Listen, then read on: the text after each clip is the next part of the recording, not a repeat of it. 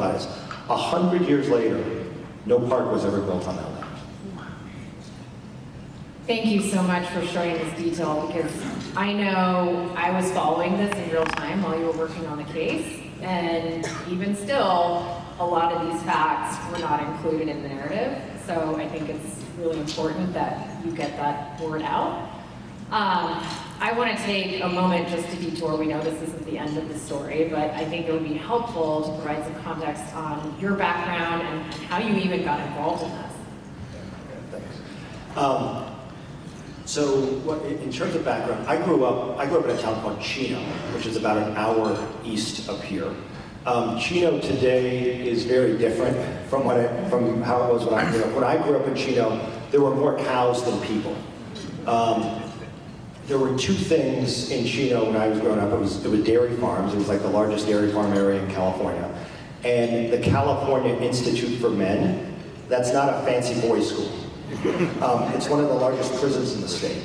And so growing up, everybody I knew, their dad worked on the dairy or was a prison guard.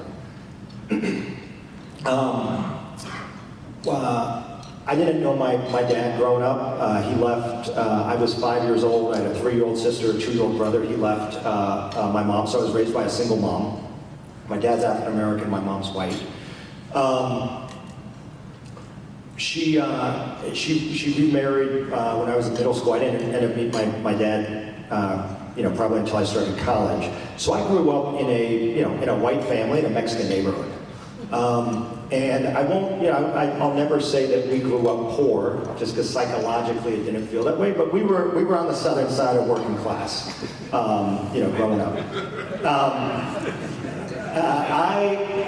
I've always had like, I'm not gonna do like the full bio, but I'm gonna hit like some themes. I've always felt compelled and called to service. I remember in the 6th grade, our school had a canned food drive.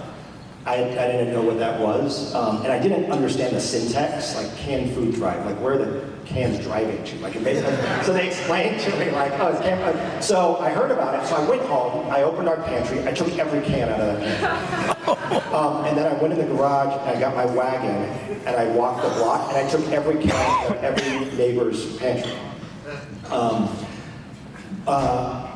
I graduated from Chino High School. I was the first person, from my high school to go to Harvard College, and Harvard was a complete shock for me. I had never been in a city, literally had never been in a city in my life. And Cambridge is not a city, but it's more than Chino.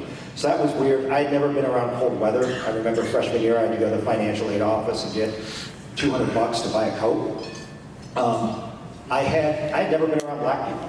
And I joke, I say, I didn't, become black until sophomore year. One of my classmates is in the room, she would argue with that. She would say, you weren't black even sophomore year, or like senior year.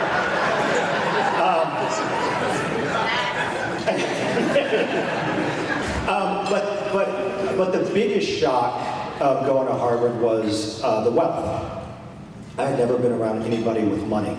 And I remember one of the first conversations I had with one of my classmates. I took the red eye from LA because it was cheap, and had a layover in Chicago. And so this woman sat next to me on the plane in Chicago, and she was going to Harvard. She was going to be in my freshman class, and very well put together, the bag and jewelry. And we landed, and she looked at me. She goes, "Oh my goodness, I've been so rude. I've been talking about myself this entire time. I haven't asked you anything about yourself." She goes, "Tell me, where does your family summer?" It was, I swear, where does your family summer? It was the first time I had ever heard summer used as a verb. I was like, the Chino YMCA? So, the key thing that happened